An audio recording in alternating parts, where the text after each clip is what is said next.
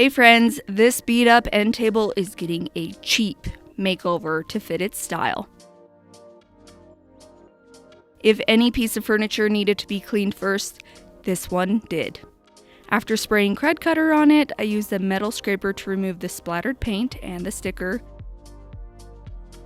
Then I wiped the rest down and went back over everything with a clean wet rag to make sure it was all clean. The top was pretty scratched up though, so I used our carbide scraper to scrape off most of the old finish before sanding the rest off.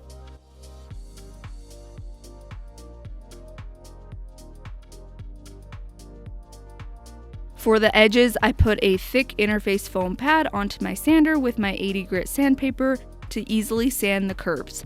Before I put on the interface foam pad, do you see how hard it was to sand that curve? To get into the corner of the edges, I wrapped some sandpaper around a contour sanding grip. The inside of the drawer looked extra dirty as well, so I sanded inside of the drawer with 150 grit sandpaper to remove the pretty drawings and the stains. And now the drawer looked so fresh and so clean. Then I put a medium grit foam pad onto the sander and lightly scuff sanded the end table to remove the glossy sheen, making a surface that the paint will be better able to stick to. Then I cleaned off all of the dust and I taped off the raw wood top so I wouldn't get any paint on it. This time I wanted to quickly paint the end table, so I put cheap Waverly chalk paint in the color Night Sky into my paint sprayer. This paint is thick though, so I added quite a bit of water to it. And then I sprayed on 2 coats of paint and let it dry for about 24 hours. Then I applied a coat of clear wax with a chip brush in a small section. I made sure to get it all over, and then I wiped off the excess with a lint-free rag. Immediately after, I brushed the antique wax on with a different brush in the corners and in the details. And then I wiped away the excess with the same cloth.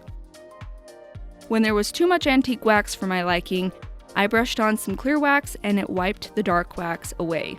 It's pretty cool. I did this technique all over the chalk painted areas. Then I applied some Lily Moon smoky gel stain onto the raw wood.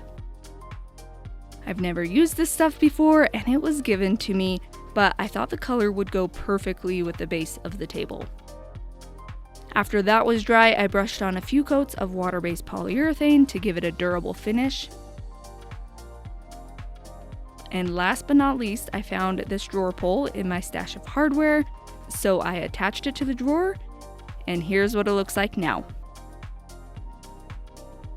What do you think of the new look? Does it match your decor in your home? Let me know in the comments. And don't forget to hit the like and subscribe buttons to see more of our videos. Are you confused and not sure where to start with your furniture makeover? Don't worry, I got your back. Click the link in my comment to download our free painting checklist so you can paint your furniture as if you hired a professional to do it.